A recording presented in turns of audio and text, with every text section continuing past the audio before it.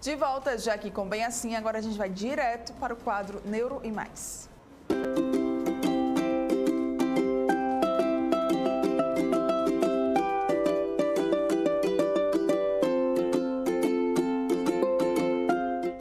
Quartou aqui no Bem Assim com o quadro Neuro e Mais. E aqui ao meu lado já estou com ele, Dr. Rodrigo Araújo, para a gente bater um papo bem legal sobre um assunto que tem tudo a ver com esse começo de ano. Retorno das aulas, né, doutor Rodrigo? Bom dia a todos. Um tema bem interessante, né? Bem pertinente para a época. Isso. A gente poder saber lidar melhor, né, com nossas crianças. Vamos lá conversar então um pouquinho sobre esse assunto. Crianças com TEA, tem alguma dificuldade a mais nessa hora do retorno da volta às aulas? A criança no espectro, ela é apegada a ritos, rotinas. Então, quebrou para as férias, a criança tem um processo de desregular, tem uma regressão, não se adaptar.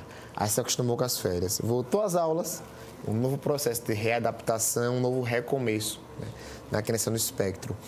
A gente tem evoluído muito, Mara. Existem ali algumas leis estaduais em outros estados que falam sobre a questão da sirene na criança no espectro. Sim. Por quê? Como a criança no espectro pode ter o transtorno sensorial, que é uma sensibilidade aumentada, seja o toque, seja o som, seja a questão do paladar, do olfato.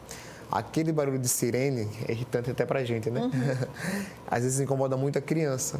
E alguns locais estão colocando música mais agradável, mais leve, mais silenciosa para essas crianças. Na questão do retorno às aulas, a adaptação é importante porque existem leis que falam que as crianças no espectro, quando há necessidade, devem ter, além do acompanhamento individualizado, que é o auxiliar de desenvolvimento infantil, popular mediador, que a escola deve fornecer de forma individual para cada criança.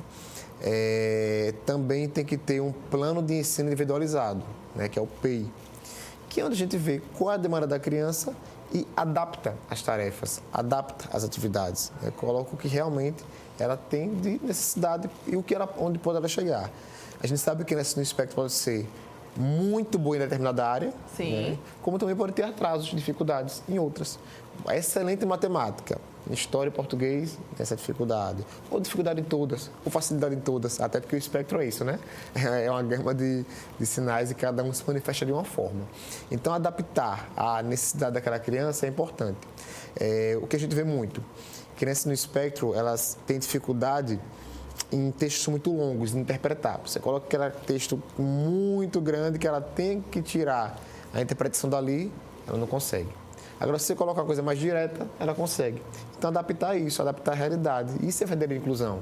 A gente busca a inclusão. Não adianta a gente querer que todas as crianças tenham a mesma capacidade, a mesma demanda, e não é assim que funciona, né? É interessante porque a adaptação ela vai tanto desde ali o lar, né, na rotina, de você poder organizar todos os horários, né, os métodos, como também para as escolas. E ter as escolas como parceiros, né, nesse tratamento faz toda a diferença, né, doutor Rodrigo? Demais. A gente tem muita dificuldade na questão das escolas, porque, vou dar exemplos do dia a dia que a gente vê normalmente. Crianças no espectro que não falam, né? São a popular não verbal. A gente fala, existe hoje a comunicação alternativa, no qual a criança pega um tablet e vai se comunicar através daquele tablet. Então, ela vai colocar lá o que ela quer, aponta, a escola fala, não é permitido tablet em sala de aula. Não, espera aí, é tablet com figuras, não é para brincar, para jogar, né, na internet. É para dispersar, né? Para auxiliar ainda mais. Auxiliar a comunicação. Mas outras crianças vão querer também levar tablet. Veja, o tablet só tem a comunicação alternativa, só tem as figuras, os objetos, os nomes para a criança mostrar o que ela quer. Quer ir ao banheiro, ela aponta. Quero beber água, estou com fome. Não tablet para a criança ficar jogando Free Fire. Sim. E a gente tem essa dificuldade. Outro ponto importante, a criança no espectro, às vezes, ela tem apego a certo bichinho de pelúcia, só anda com ele. A escola não deixa entrar. O que é que aquele bichinho de pelúcia que a criança leva vai gerar de dano? Vai atrapalhar na educação. Nada. Às vezes eu falo sempre que às vezes a inflexibilidade da escola é pior que a inflexibilidade do próprio TEA, que atrapalha o desenvolvimento da criança. Então, você que é diretor de escola, professor, vamos abrir a mente, né? Hoje, que vivemos não é o que vivíamos na década de 30, 40, né, de palmatória, etc. Hoje o mundo está muito mais tecnológico, muito mais aberto, muito mais inclusivo. E a inclusão tem que ser verdadeira em todos os aspectos, de acordo com a demanda da criança. Muito bem, doutor Rodrigo, né? Vamos voltar lá para o iniciozinho.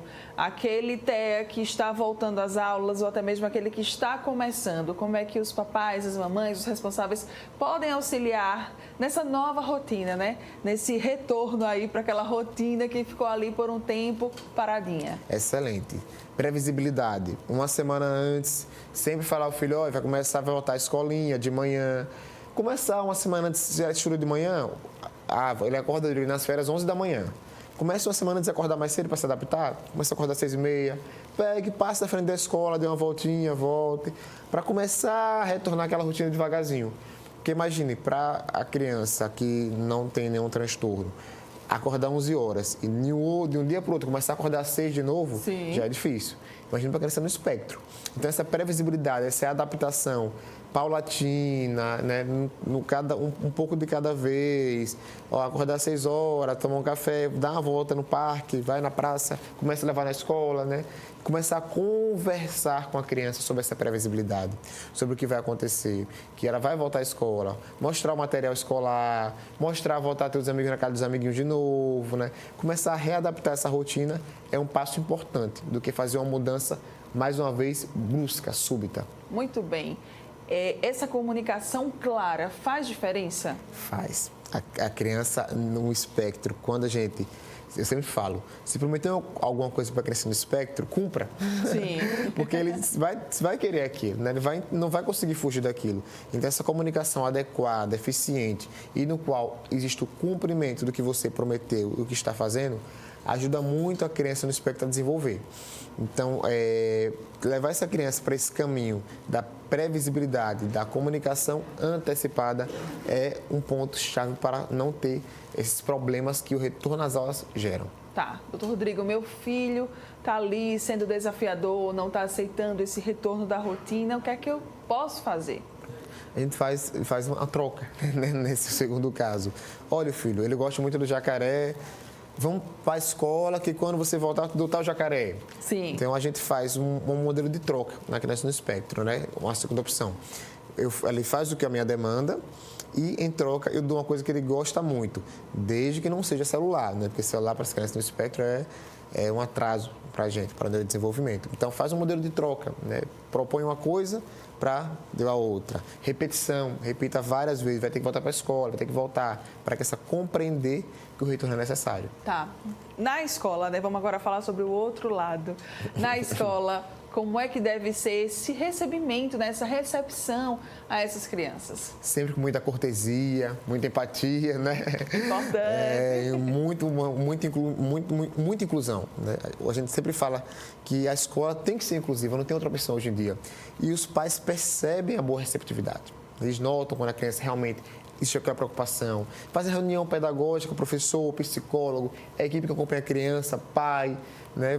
Todos se reúnem para ver o que pode melhorar com aquela criança. Quando a escola faz isso, Mara, melhora muito a criança. Psicólogo da escola, psicopedagogo, professor, família, equipe terapêutica, sente uma horinha para a gente planejar o que a gente quer para aquela criança, o que a gente espera, o que a gente vai programar para ela, qual é o nosso planejamento. É porque não existe tratar o espectro em nenhum âmbito sem planejamento. Então, planejar como será aquele acolhimento, aquela receptividade, o que a gente vai fazer para que os coleguinhas sejam mais inclusivos, Sim. para que os coleguinhas se aproximem dela. E para ela, qual material vamos usar? Como vamos trabalhar? Então, tudo isso tem que ser planejado com toda a equipe psicopedagógica, de psicologia da escola, de fonoaudiologia se houver, terapia ocupacional, família, equipe que faz terapia externa da criança. Então, isso é o primeiro passo. E é muito interessante até mesmo, ou até não, né? Principalmente para aquela criança que está iniciando a vida escolar.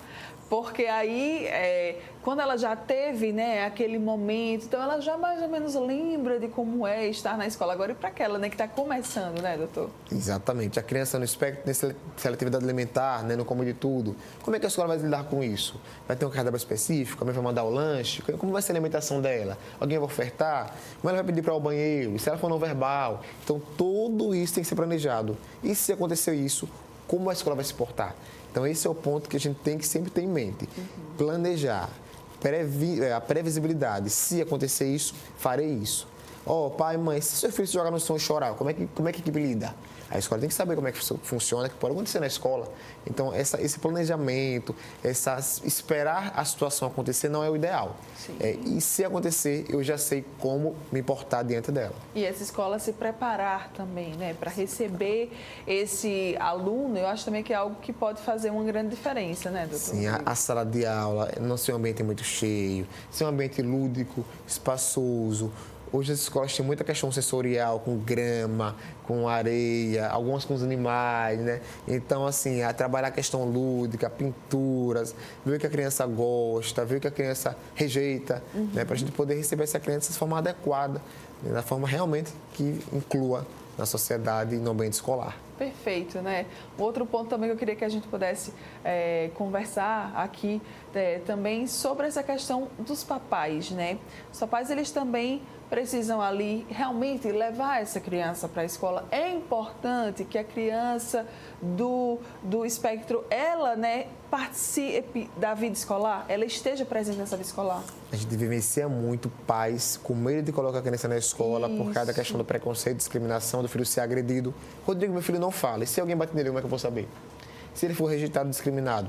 Infelizmente acontece, mas a gente não pode deixar de viver o mundo, infelizmente é cruel, né, Mara? E colocar nosso filho numa bolha. A gente tem que correr esse risco, mas sempre vigiando. Sempre contando com um pai que cobre, que veja o que está acontecendo, que nota pequenos sinais de alteração do comportamento do seu filho. A equipe que acompanha nota quando a criança está sofrendo alguma coisa. Sim. Existem formas de a criança mostrar, mesmo sendo não verbal, que sofreu algum tipo de abuso, de agressão. Principalmente o psicólogo que consegue notar, né, que acompanha a criança através de bonecos, etc., algumas técnicas que existem. Mas esse medo do pai deve ser superado. Né? Esse medo do pai deve deixar a criança viver, até porque a criança no espectro não vai ter o pai a meia vida toda. E ela tem que frequentar o ambiente escolar, sim, para poder aprender a socializar, ela conviver com o mundo como ele é. Paralelo à escola, não esquecer jamais de manter todas as terapias, né? Sob nenhuma hipótese, né? Sob nenhuma hipótese, por favor, porque a gente vê aí muito o ensino integral, né? Mas é muito importante que essa criança ela continue com todo esse acompanhamento das terapias. Tem um dizer, né, que as pessoas falam que é muito errado. Minha criança está com certo espectro, vou colocar na escola para melhorar.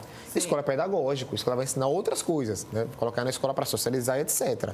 Agora, o que trata a criança no espectro é terapia, né? A escola também faz parte do tratamento da família. Agora, terapia para colocar na escola é um erro. A criança vai regredir. Não pode. Não há nada que embase isso. Doutor Rodrigo, um outro ponto.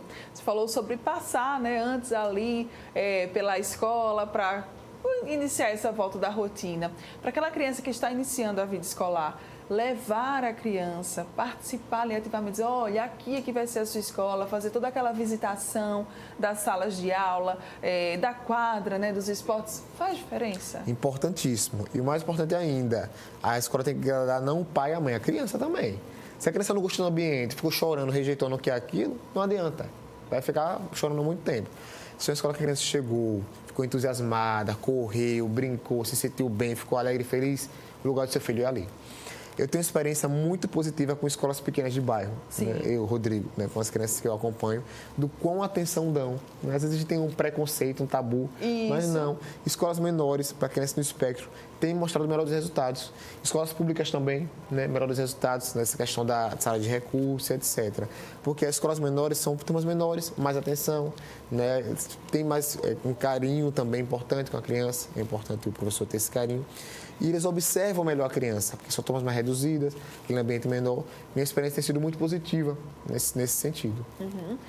Para a gente ir encerrando, né, esse nosso momento, o que fazer caso a criança ela entre em crise na escola? Pronto. O professor, quando a criança entrar em crise, não faça o que eu já ouvi de exemplos. Ligar o ar-condicionado e deixar no calor, trancar no chão, colocar no sol no pátio da escola. Não é esse tratamento, né? Isso aí é até crime, vamos dizer. A criança está em crise, você tem que buscar antes com a equipe que acompanha o que é que tira a criança da crise, o que é que regula a criança. E ter esse instrumento naquele momento. Quando ela entra em crise, tem um dinossauro, que é o que ela mais gosta, que desvia o foco e ela melhora daquilo. Tem aquele dinossauro ali, em stand-by, se precisar, a gente usa. Ou então tentar o brinquedo que ela gosta. Então buscar com a equipe que acompanha, que analisou o comportamento da criança, o que é que tira a criança da crise. Ponto. A equipe pedagógica sabe disso, intervém de forma adequada. Muito bem, doutor Rodrigo. Contatos, redes sociais, né? Para quem aí gostou desse nosso bate-papo, quiser talvez tirar mais alguma dúvida, como é que pode fazer? É só seguir lá no Instagram, Rodrigo Araújo Neuro, a gente está à disposição sempre. Muito bem, então lembre-se, viu? É muito importante a vida escolar para as crianças, né, do espectro. Muito importante mesmo. Não prive o seu filho disso e, é claro, busque fazer todo o planejamento dessa vida escolar, todo o acompanhamento, saiba como é que pode ser feito, né, melhor esse pré e esse pós. Mas não prive, porque é muito importante essa rotina para ele também. Obrigada, viu, mais uma vez. A gente volta a se encontrar na próxima semana. E você que está aqui, olha, ligadinho com a gente, continue aí, porque o nosso quadro Neuro e Mais fica por aqui.